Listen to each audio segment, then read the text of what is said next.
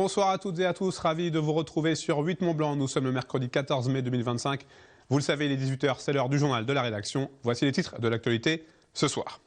Après Crangevrier ce mardi, nous irons à Saint-Pierre-d'Albigny en Savoie, où des parents d'élèves du collège Les Frontailles ne veulent pas d'un collège et d'une éducation au rabais, avec la fermeture annoncée d'une classe de 3e de l'établissement. Et puis toujours en Savoie, à Bissy, un quartier de Chambéry, à l'appel de l'intersyndicale, plusieurs personnels de santé se sont rassemblés devant un EHPAD pour dénoncer leurs conditions de travail et réclamer une hausse des salaires. Je vais vous en parler donc dans les titres. Un rassemblement était organisé ce mercredi matin à 7 h 30 devant le collège des Frontailles à Saint-Pierre-d'Albigny. Parents d'élèves et professeurs étaient présents pour dénoncer la fermeture annoncée d'une classe de 3e de l'établissement. Reportage. On ne veut pas d'une éducation au rabais. Le message des parents d'élèves du collège Les Frontailles de Saint-Pierre-d'Albigny a au moins le mérite d'être clair. Dans le viseur de la FCPE, la fermeture annoncée d'une des 5 classes de 3e de l'établissement à la rentrée 2025. On le sait bien, ça découle d'une décision nationale de faire des économies. Aujourd'hui, il faut faire des économies sur tout. Il faut faire des économies sur la santé, il faut faire des économies sur l'enseignement public. Enfin, je veux dire, comment on peut faire des économies sur l'enseignement public, ça n'a aucun sens. Cette décision annoncée par la direction départementale des services académiques de la Savoie aura pour conséquence directe l'augmentation des effectifs dans chaque classe de 3e déjà existante. Toutes les études ont toujours démontré que le sureffectif dans les salles de classe conduisent à des difficultés d'enseignement, évidemment sur l'année en cours pour les professeurs, pour les élèves, mais aussi conduisent à des difficultés sur le long terme pour les élèves. C'est en plus une classe de 3e, donc avec le DNB, c'est le premier examen en fait de toute la scolarité. Ça ne met pas les élèves dans une bonne disposition pour bien réviser, pour bien apprendre. Et ça dénote un abandon, on va dire, des moyens pour nos élèves, pour les profs. En plus des parents d'élèves, quelques professeurs se sont également joints à ce rassemblement pour dénoncer la dégradation de leurs conditions de travail avec cette fermeture de classe programmée. En tant que professeur principal de 3e, accompagner les élèves sur des choix d'orientation, déjà c'est un âge qui est compliqué pour faire les bons choix. Et les accompagner avec 30 élèves dans une classe, ça nous demande de nous partager encore plus. Et ça amène ces incertitudes que nous, on aimerait que ce soit une orientation positive, choisie. D'avoir des classes à 28, 29, 30, c'est extrêmement difficile maintenant pour nous d'individualiser l'accompagnement. Et pour la commune d'un peu plus de 4000 habitants, le collège des Frontailles, véritable lieu de vie, joue un rôle prépondérant dans le développement de la ville. C'est une émulation permanente, on a des communes voisines qui viennent, on a Frétrive, on a Saint-Jean-la-Porte, on a Châteauneuf, Chamousset. C'est un collège qui fonctionne bien, qui a une bonne réputation, donc c'est important pour nous de le maintenir. C'est la vie du village. Si cette décision n'a que très peu de chances d'être annulée, voire modifiée, les parents d'élèves du collège Les Frontailles n'entendent rien lâcher dans ce combat. Autre mobilisation, toujours en Savoie, ce mardi 13 mai, plusieurs syndicats de la fonction publique ont appelé à une journée de manifestation et de rassemblement. C'est notamment le cas devant un EHPAD de Chambéry à l'appel de la CGT.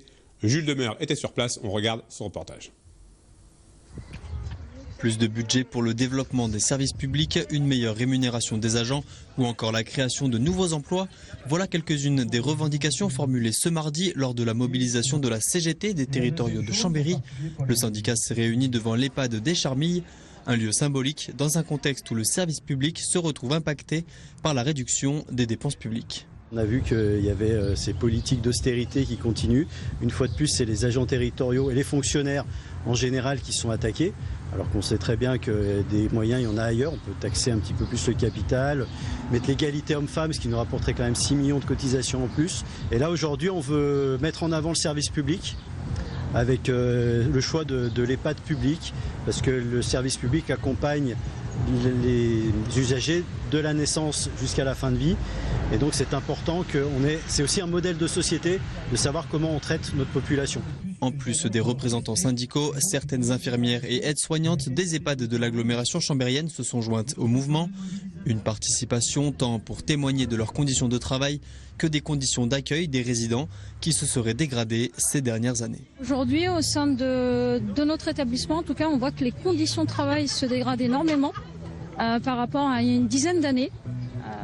Aujourd'hui, les résidents rendent de plus en plus dépendants et la force de travail qui est mise face à cette dépendance n'est pas suffisante. Ce qu'on voit, nous, c'est qu'on s'épuise. On s'épuise et que les conditions d'accueil de ces personnes dépendantes, elle n'est pas optimum. Malgré nos demandes, la direction de l'établissement public n'a pas souhaité s'exprimer et la mairie n'a pas pu nous répondre. Cette journée de mobilisation marque enfin le lancement d'une pétition intersyndicale. Elle vise à abroger la mesure entrée le 1er mars dernier qui fixe dans la fonction publique le taux de rémunération à 90% en cas de congé maladie ordinaire. Mieux transmettre les valeurs de la République et de la citoyenneté, c'est l'objectif d'une convention de partenariat tripartite signée ce lundi entre le Conseil départemental de la Haute-Savoie, le ministère des Armées et le service départemental d'incendie et de secours. Mise en place pour 2 ans minimum, elle permettra de mettre en place des actions concrètes pour sensibiliser la jeunesse, promouvoir l'esprit de défense et optimiser la coopération entre les différentes instances. Chloé Lemeur a pu rencontrer plusieurs signataires de cette convention. Je vous propose de les écouter. Et donc, c'est une action qu'a souhaité mener le ministère de la Défense, donc de déployer ça sur l'ensemble des départements. Donc voilà, aujourd'hui on signe la convention en Haute-Savoie, on doit être un des premiers départements à la signer. Normalement c'était entre l'armée et les collectivités. Nous on a souhaité ajouter le SDIS dans cette opération, c'est important. On a un week-end qui a été très, très agité entre ce qui s'est passé à Gaillard, on a encore eu d'autres pompiers qui ont été agressés. On a eu les événements à Évian, donc on voit qu'aujourd'hui, voilà, il faut vraiment que notamment vis-à-vis de la jeunesse, on ait des actions proactives. Donc ça va nous permettre sur différentes opérations de pouvoir travailler en commun, de communiquer en commun. Les armées, on répond aux ordres de Paris et pourtant notre action souvent s'inscrit dans un cadre très local. C'est vrai en temps de paix pour nos enfants, pour la scolarité, donc la petite enfance. C'est vrai pour le logement, c'est vrai pour nos entraînements. Donc on a un besoin impérieux d'apprendre à mieux se coordonner avec les collectivités. Nous avons fait le choix d'avoir des axes de travail qui sont très, très concrets. Donc il y a la mémoire des glières que l'on partage avec le département et l'association des glières pour mieux coordonner notre action. Plus largement, au-delà des glières, c'est l'action au profit de la jeunesse. Toutes les actions que l'on mène pour promouvoir l'esprit de défense. J'ai cité la petite enfance tout à l'heure, mais également le logement, promouvoir le sport. On n'a pas attendu d'avoir cette convention pour interagir avec le département et interagir avec le SDIS, mais on espère que cette formalisation va permettre d'aller plus loin dans la collaboration. Incertitude et fragilité, voici comment caractériser l'industrie haute-savoyarde aujourd'hui. L'UIMM, l'Union des industries et métiers de la métallurgie de Haute-Savoie, a rendu son bilan pour le premier trimestre 2025. Ce mercredi matin, le syndicat patronal décrit un secteur sous tension qui a besoin d'innovation pour relancer sa dynamique. C'est donc dans cette optique que la première édition de l'Indus Festival verra le jour le 12 juin prochain à Roche Expo. Ce salon aura pour vocation de valoriser l'industrie du territoire. On écoute à ce propos Philippe Vachou, le président de Roche Expo. Il répond aux questions de Clarisse Menant.